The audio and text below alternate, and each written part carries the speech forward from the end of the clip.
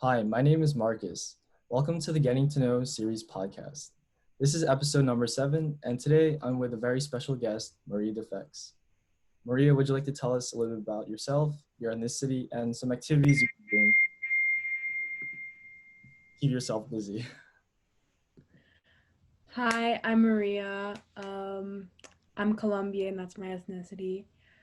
I'm a junior right now at Herrick's High School, and something I like to do to keep myself busy is read up on a lot of topics. I like fiction books too. I love writing, that's one of my passions, and yeah, I'm really interested about activism within the Latin American community. So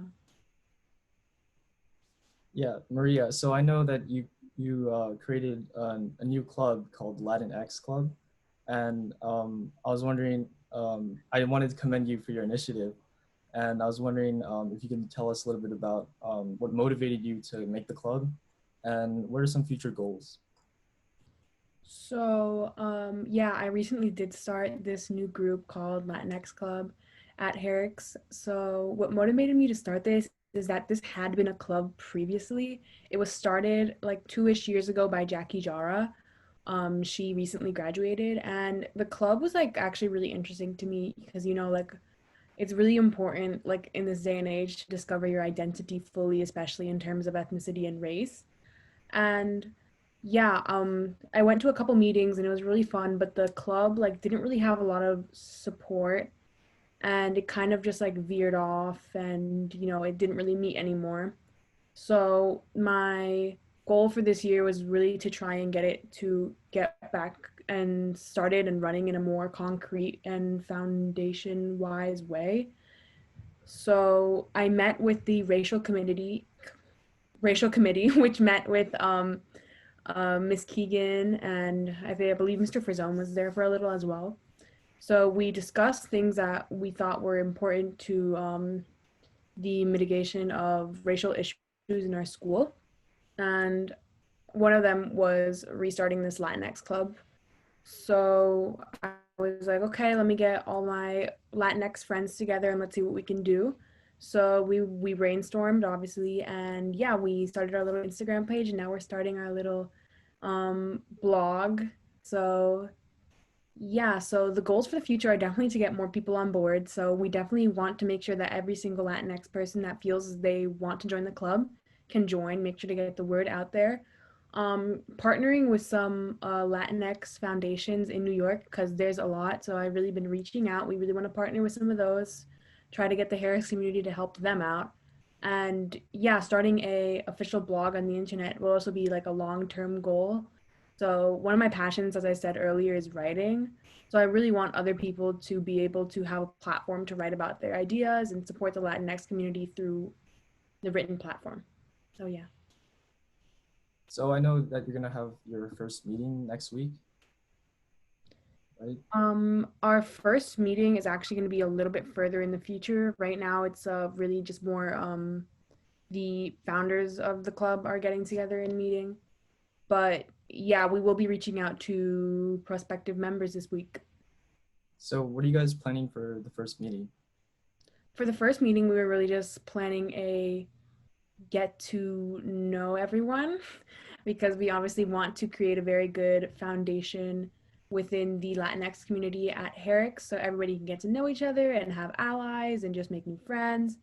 So yeah, that's what we were planning. But for the first semester of this club, we were really planning to get people involved on our Instagram page. We've already started releasing a lot of posts, as if you follow us, you may know. So we really want to get people to hop on that and really search through their own interests, and yeah. Are your ideas for the club come from mostly you, or is it like collaboration with everyone? Okay, yeah, so I had some of these ideas like the blog idea I came up with because I worked on a blog this summer, so I really wanted to continue that in some way. So that came from me, but a lot of the ideas actually come from my group of friends that helped me set this up. So like the Instagram, the story posts, all of that. Yeah, it's really been a collaborative effort with them. So yeah, some of the background for some of our ideas are like the most recent post, which would be the one on Afro-Latino, I believe, really came from collaboration and like talking about certain issues within the Latinx community. We were like, what do you think needs more like spotlight on? And we came up with those ideas together. So yeah, it's been very collaborative effort and I'm really grateful for the people on board. Yeah, so going back to the topic of your passion for writing, what made you like get started into writing, and how did it develop? So it would really have to be like the area between like my love for reading and the amount of informative writing you have to do as a student at Herrick's. Like I feel like we write an essay like at least once every 2 weeks. So it really developed from like that, like having to write so much for Model UN, having to write so much for English class. Like I really learned that writing was one of my passions and I was like I figured out that like I could do it and I could write about what I wanted to.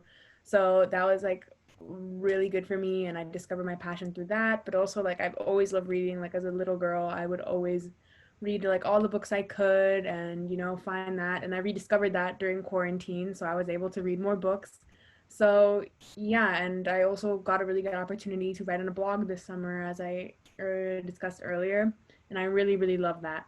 So yeah, like my passion through writing, I've tried to incorporate it into Latin Club to get more other people to like discover their passions in writing. So yeah.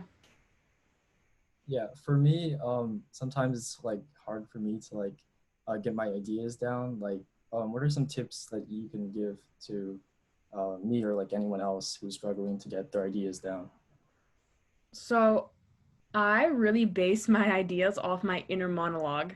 So, like, whatever I'm thinking in my head, I put it down. But if you struggle with that, I would really consider outlining. Outlining really helps. So, I'll have like a general idea in my head, and then you work through that idea. So, I'll be like, okay, let's say we're talking about like immigration. So I'll put like immigration, like recent things I've heard about immigration. So like the border, ICE, um, Latin America, Asian Americans, and just like problems in Latin America and just like everything you can think about that general broad subject and then literally look at those little subjects and then try to develop those and then that'll get like the inner monologue working in your head and then yeah, but I usually write just like how I would speak, so like everything that I would say I just write it down, but sometimes that could be like a little bit challenging. Yeah, that's some good advice. So I was wondering, your for your writing, like how could that like help you in the future, and like what kind of career are you like thinking of? Oh, so writing, I really want to like join, like develop my love like and passion for writing like within like a college setting as well. So definitely like I would love to like take some more classes on writing and like take some more classes on like literature as well. I would love to do that in the future. Um, and as a career, I want to go into law. I haven't really decided whether like what path in law is right for me, but immigration law has always really interested me. So yeah, written and oral advocacy is really important in the law career, as I've heard from quite a few lawyers. So I would love to get like I one of the reasons I want to get into that career is because it would be like a place where I could practice my written advocacy as well as my oral advocacy. So yeah. Is there like your your want to pursue this like based on like you, or is it like your parents' influence as well? So like I really want to be a lawyer, but my parents are also like, yeah, you could be a lawyer, but also like yeah, my parents they don't have a problem with it at all. Like they're like, "Oh my God, you want to be a lawyer? That's cool." So they're cool with it. So they're like pushing me in that direction as well, and they're also really supportive of like me wanting to be a lawyer. So yeah. Yeah. So I don't think all the viewers know, but you and I played the viola at our high school, and Oh yeah, I would love to play the viola in college. I actually like I love playing the viola in like an orchestra setting. So yeah, if I could like find an orchestra to play with, or maybe even like a quartet or like a chamber group to play with, I would really love that because it just like provides an escape from the whole academic thing. So yeah, I would love to do that. Yeah, I also heard that you're doing the Metropolitan Youth Orchestra again this year. Yes, I am. You're in principal, right? Yes, with Mr. Scott Stickley. Okay. Yeah, I'm doing Mayo too. Yes, my vibe. Oh my God. To practice. Aren't like seating auditions are due in like a week, right? Yeah, I think the 28th, I think, Monday or something. I was just informed that like 2 hours ago, so time to practice. Like Did I've you- seen the excerpt. Have you seen the excerpt? yeah, the Dvorak one, right? Yeah, yeah. Have you like looked at it yet? A little bit. I literally just skimmed over it in isn't there like a quadruple stop? I was like, Yeah, there was like a weird rhythm I saw. what are you doing here? Like I was like, hello, is that even possible? So yeah, I guess I'll have to look at that in the next couple days. So that's gonna be really exciting. Do you have any like good practice habits? Good practice habit. I really practice when I'm like motivated to practice and when I have a set goal in mind for that like practice time. So like whether it be like a rhythm that I don't understand in the music or like I hate to say this, but like the tuning, like whenever I have to practice for tuning, it's so I hate it. Like I don't like practice for tuning. But if it's like a rhythm, for example, like I'll focus on that rhythm literally for like 20 minutes at a time because or else it's not going to get done. So once I get that like set in stone, then I'll practice like scales and like I'll like I don't really even warm up. Like I warm up with like a C scale. And then like only after I get like all the priorities done, I'll practice like my etudes and like any other pieces that I want to practice. So yeah. Yeah. So when you get like, I know there's gonna be like some frustration when it comes to practicing. So how do you deal with that? Low key like give up, stop practicing. No, but when I like get frustration, I really just I usually go back to the recording and just like listen to that for a while because it's still like somewhat productive but also like gives me an opportunity to like stop practicing and really be mindful of what I'm doing in the end goal.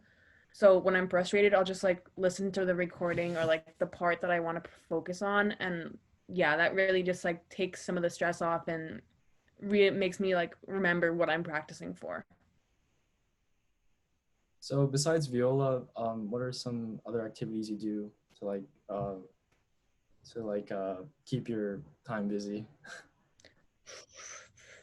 This is one I'm gonna have to think about. I like mentioned reading, which like yeah, I like reading.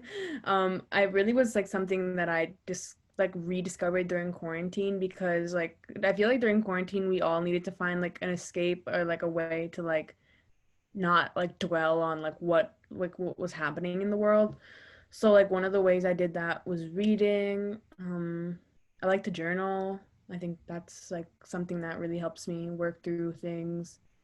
So yeah, those are like the two other things that I really like. Do you still dance? Y'all, I danced like once. Um, no, but I actually like dancing is cool. Dancing is fun. I just sometimes I like can't find like the way to like get into it. But like every time battle dance comes around, I'll be there. I'll be there, don't worry. Yeah. Yeah, so we Filipinos really enjoy dancing like several Spanish dances such as like merengue, salsa, and cha-cha. And I know that you're really great at dancing too. So I was wondering if you could teach me some dances. Yeah, I'm weak. Um, um, I know how to like salsa and merengue and like what else do I know how to do? And I know a little bit of bachata, but like I'm not sure if I could teach you. It's more of like I just follow whoever's leading. That's what I do. I don't know. Do Do you you like okay, go. do you have like large family gatherings and then you just like dance with them? Is that how it works? I don't have that much like family here, but we do have large Colombian friend gatherings and we dance there. Yes, we do dance. How about Filipinos? Is it the same? Yeah, we just have like, well, there's not. I haven't had like so many gatherings recently because Yeah, of, same. but usually like we don't really do much dancing per se, but we do a lot of like karaoke and Really. bingo. That's cool. We don't karaoke, but actually sometimes people start singing because like I feel like where I like the friend group that I like visit um when there's not COVID-19 they're like very musically oriented, so like it's always like singing, guitar playing, piano playing, and yeah, so that's always interesting and fun. So in your Spanish culture, like what are some favorite foods you like?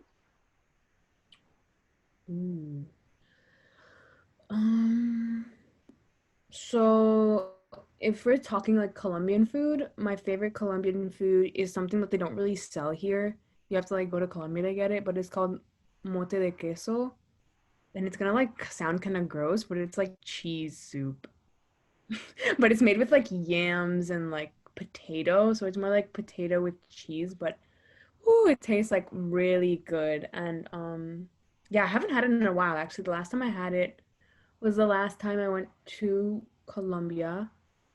But yeah, it's really, really good. But also, um, to y'all listeners, at Herrick's Latinx is probably going to start a food Instagram soon.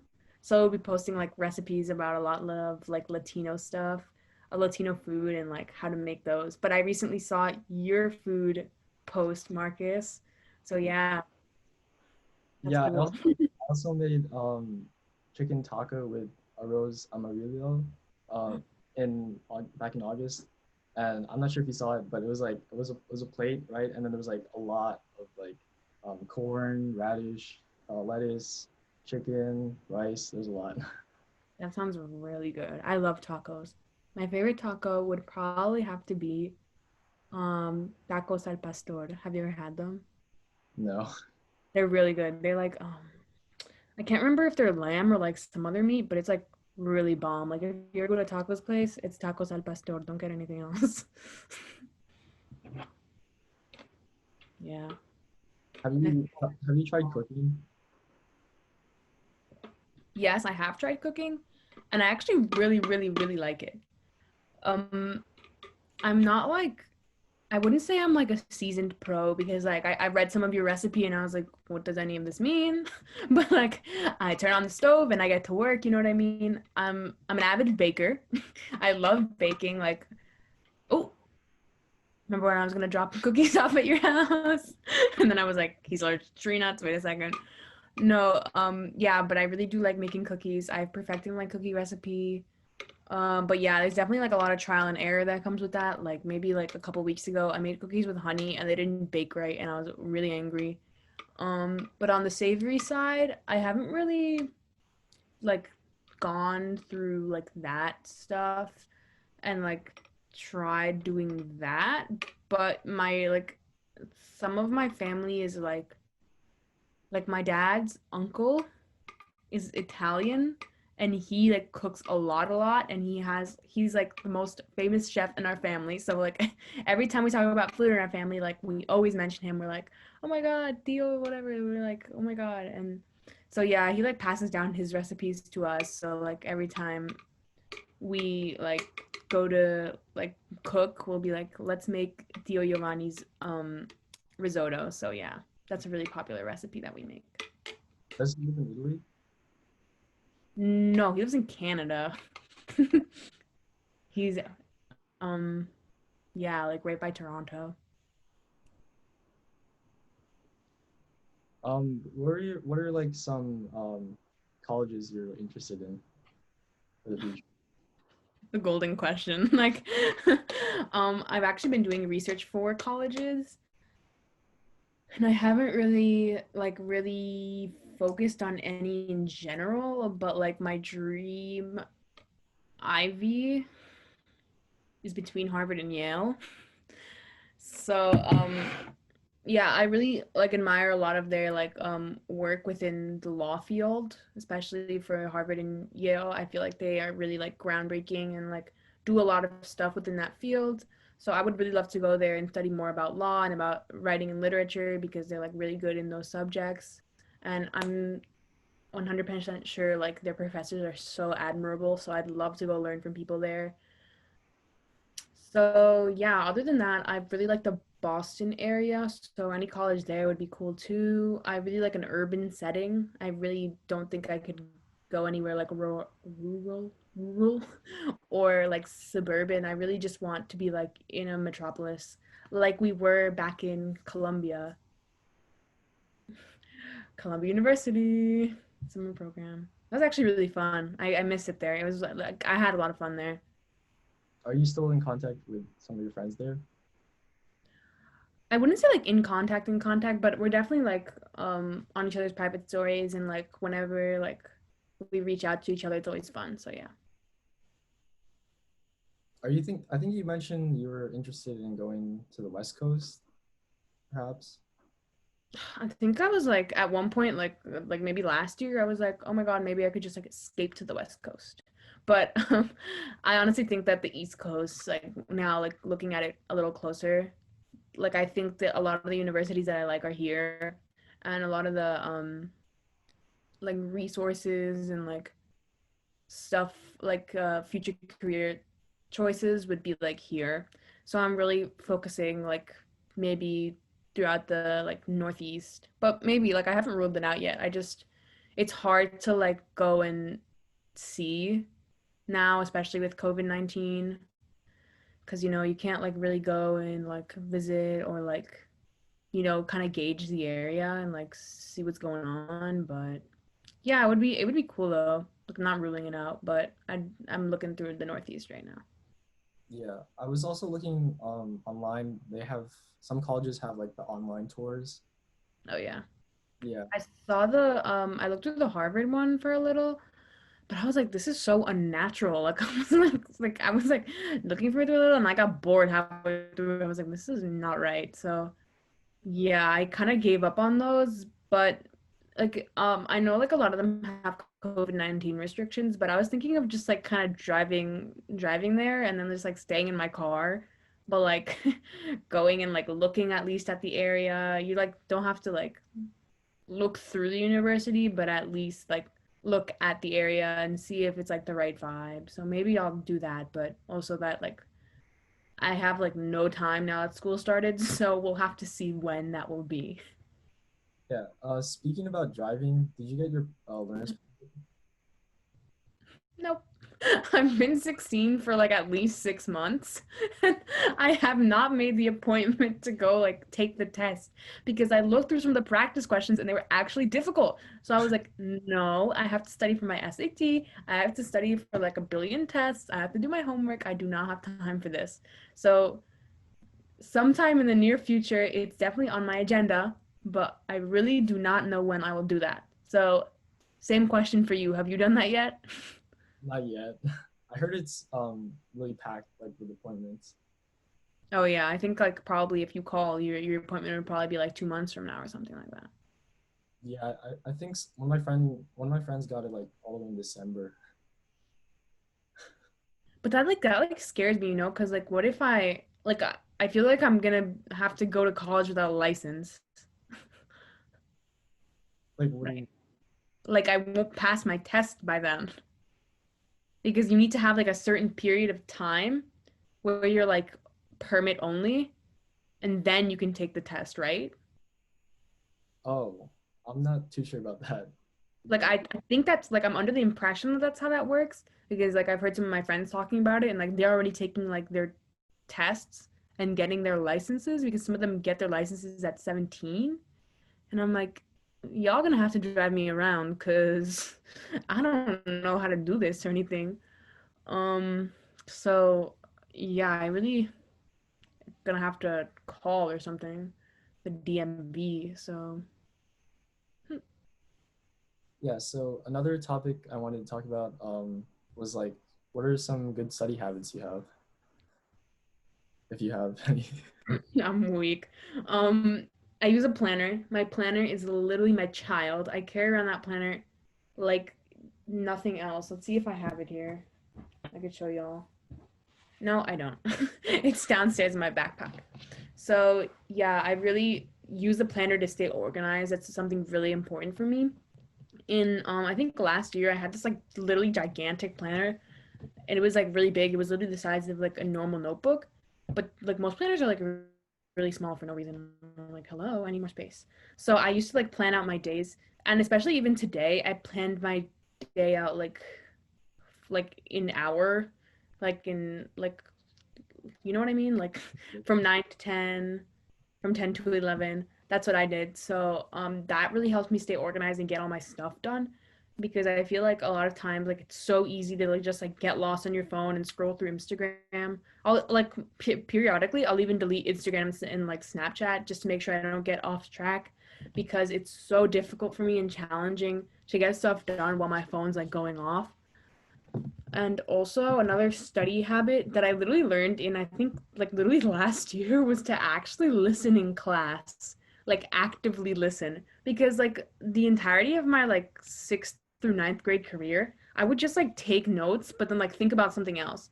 But if you're like actively listening and like participating too, and like really thinking about how things work, asking questions, like it'll really benefit you in the long term. And I found myself not even having to study for like multiple tests. So because I like already knew everything. So yeah, actively listen, use a planner, delete Instagram and Snapchat, and TikTok if you still have it. I literally completely deleted TikTok, the account and everything, because I was like, I'm done. This is an addiction. So yeah, those are my good study habits. So I know it's a little difficult at times to deal with distractions. And how do you deal with procrastination? So with procrastination in terms of like schoolwork, I kind of like kicked that like habit because I feel like it's really easy to procrastinate something and just like completely forget about it, which is like something I would do. And then like it would be like literally like 3 hours before this like thing was due, and I'd be like, oh. So it's really important to keep yourself on a schedule and really motivate yourself to like see that if you do it earlier, then you won't be as stressed and you'll have a better outcome. So I think that I'm really motivated by like my GPA and my grade. So like as soon as I know like if I procrastinate, that'll go down. And like in the future, like maybe like a college will rule me out for that. So I was like I'm like, okay, gotta get stuff done. And I keep myself on a very, very busy schedule. So I know that if I don't finish this now, it'll just pile on top of like 1,000 other assignments. So yeah, I'd say that my tip on procrastination would be to like I don't even know. I just kind of like don't really do that anymore because I literally do not have the time to procrastinate. And it might be junior year, but yeah, I would say keep yourself on a schedule and know how much you can procrastinate. Like know the like and like what it'll look like at the end if you do procrastinate. Because I know like sometimes procrastination is harmless. It'll just be like, okay, like I just have to finish that later and I have to cram in.